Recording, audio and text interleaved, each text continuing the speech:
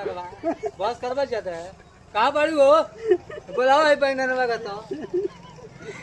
ए मर्दे तो तारा से पूछनी हो कि हमरा कहता रहो हम तो इंगरा से कहनी हो बुलाओ है पहनने लगा इंगरा से कहनी है कि का कहता रहा का ना तो तारा से थोड़े कहनी हो कि हमरा बोलते रहो हैं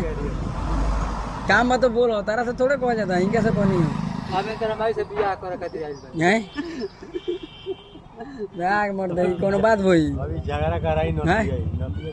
तो काम मत तो बोल दो मोर चाहे काम काम अब तू उनकरा के पिन मारता रहो हमारे बगैर मारता रहो काम नहीं के पहले काम रही तबले ई ठीक काम थोड़े बा 10 बज गए काम रही तबले कह दो बदमाश के कि सरदार के यहाँ से खाई हो जब काम धंधा नहीं के तो वही जा खाना पीना हो जा बदमाश क्या कहता रहो घुमा फिर के बेपति बदमाश